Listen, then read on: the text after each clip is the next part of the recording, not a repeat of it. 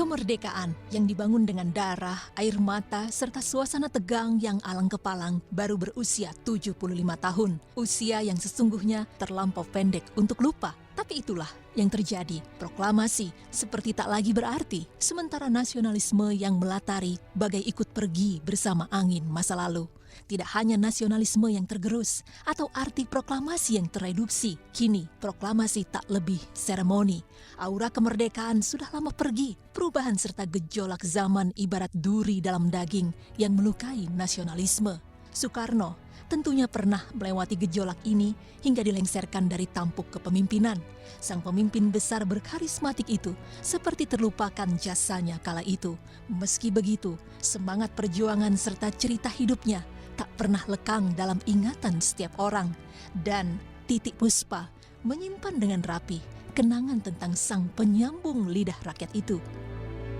Ada suatu hari ya masih Januari 60. Ada saya dipanggil, ada utusan dari istana bahwa Titik Puspa dipanggil oleh Bung Karno. Duer saya goyang kayak ada ini gempa bumi. Ada apa saya kok dipanggil? Udah pokoknya sekarang mesti cepat ke Senin. Tapi tidak boleh begitu, aku pakai rok waktu itu, masih pakai rok. Mesti pulang, mesti pakai kain. Ya Allah, ya udah yuk diantarin udah pakai kain, pakai gelung dan itu semuanya sendiri dan seadanya. Dan bedaknya juga cuma bedak aja. Cerita masa lalu bisa sangat panjang, tapi Titik Puspa terus menyimpan dengan rapi ingatan yang mungkin paling berharga dalam perjalanan karirnya sebagai bintang.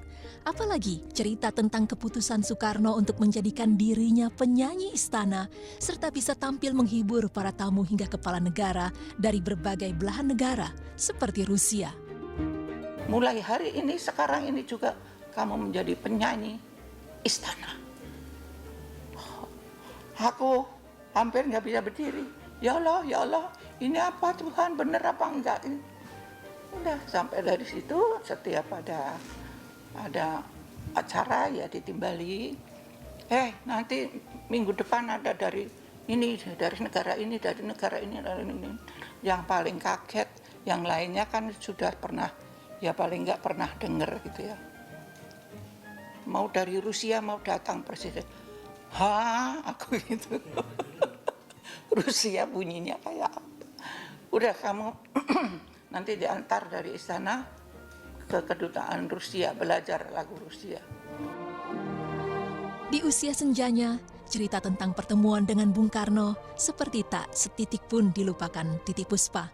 Dan kisah paling membekas adalah ketika Titik Puspa diajak tur keliling dunia oleh Bung Karno yang memang pecinta seni. Momen ini paling berkesan sebab di zaman itu mungkin hanya Titik Puspa lah yang mendapat kesempatan langka itu. Lebih dari itu, Bung Karno yang dikenal cinta seni sampai menciptakan sebuah lagu yang kabarnya dinyanyikan oleh Titik Puspa kala itu. Kita dibawa tur 40 hari keliling dunia, tapi bukan saya sendiri, dengan satu band yang namanya band Lensues yang terdiri dari Bubi Chan, Idris Sardi, terus Nin Lesmana sama suaminya, terus sama siapa lagi ya? Penyanyi Beng Selamet, terus kok bisa lupa tuh anak Arab satu tuh suaranya lucu, sama berapa gitu. Jadi bapak tidurnya di istana, kita di kedutaan.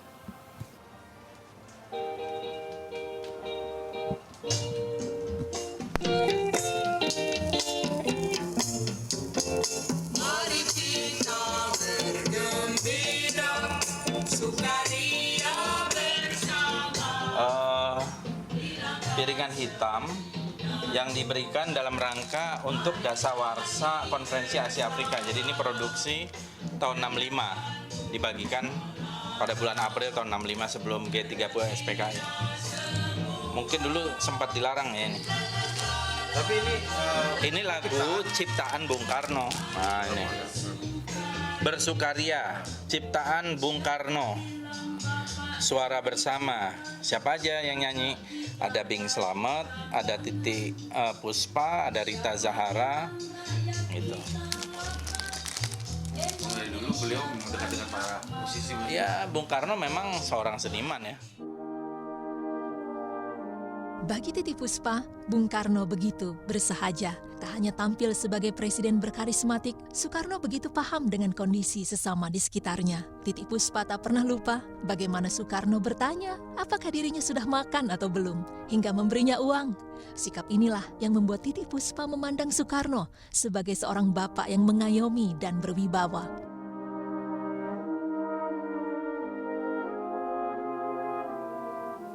Wes do jajan durung. Apa kuwi? Bilang aja belum. Belum Bapak, saya bilang. Ya wesnya gitu. Dikeluarin dari kantongnya. Nyo iki dibagi kanggo. Gitu. Jadi kayak bapak gitu. Nah duitnya ya cuman sekupil itu, nggak sampai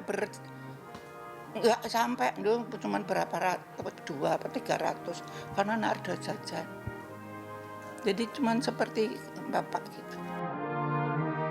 Saat hari kemerdekaan selalu dihiasi dengan pertanyaan tentang nasionalisme, bintang lawas Rima Melati menunjukkan kecintaannya pada Bung Karno. Tidak dengan ceramah, pengakuan atau beragam simbol, Rima Melati hadir dengan kisah tentang pertemuan dengan Bung Besar yang mengubah jalan hidupnya. Betapa tidak, sang bintang lawas ini diubah namanya oleh Bung Karno dari Marjolin Tambayong menjadi Rima Melati. Berbau-bau sedikit ke Belanda-Belandaan gitu. Dan Bung Karno kan tahu sendiri, dia kepengen sekali semua namanya kan Indonesia. Kenapa enggak? Karena Indonesia namanya bagus-bagus gitu. Jadi mulai dia, saya bilang kamu juga namanya diganti deh katanya. Masa Lence, kan susah. Memang benar, orang kalau manggil saya kadang-kadang Lince, kadang yang Lence, pokoknya nggak pernah Lence tuh cuman beberapa orang. Teman-teman saya kayak Daung gitu, kenal nggak? Zulkarnain. Iya itu dia. Adiknya Diki Zulkarnain. Betul, dia kalau panggil saya bagus Lence gitu kan. Orang terkenal juga itu. Iya terkenal teman saya dia. Terus udah gitu dia dan teman-teman sekelas saya yang masih sedikit berbicara bahasa Belanda tuh panggilnya Lence betul. Tapi kan banyak sekali yang manggil saya Lence gitu karena saya waktu itu terkenalnya pakai itu Lence Tambayong gitu. Terus saya pikir, oh benar juga ya, bagus juga kalau saya diganti namanya. Tapi gini saya bilang, oke, kalau diganti namanya saya pikirin dulu ya, Bapak. Dia bilang, kenapa mesti pikir-pikir? Sekarang aja ya, mau nggak? Waktu saya ketemu Bung Karno, saya udah punya anak, 1, laki-laki. Terus anak saya yang kedua, lahir tapi meninggal. Jadi saya nggak pakai Rima Melatinya. Perempuan. Ya, jadi saya akhirnya bilang sama Bung Karno, bagaimana kalau Rima Melati, Bung? Terus dia bilang, itu nama bagus.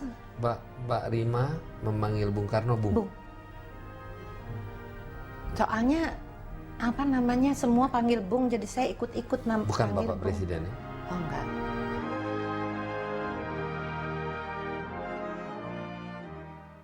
Aduh, Tante Rima gemes banget ya. Itulah beberapa kenangan-kenangan mengenai sosok dari Presiden Republik Indonesia kita yang pertama ya, Soekarno. Dan yang pasti kita masih banyak sekali yang akan kita bahas. Salah satunya itu mengenai pesona titisan ya dari Bung Karno. Ya, kita juga tahu ya bahwa Bung Karno ini adalah seorang ayah yang begitu mengayominya dan kita juga tahu tadi bahwa Bung Karno juga sangat mencintai seni. Nah, ada beberapa anaknya memang terjun di politik, terus juga cucunya dan di politik juga, ada anaknya juga di seni. Kita juga akan melihat selengkapnya saat lagi, tetap bersama kami di Insert Today.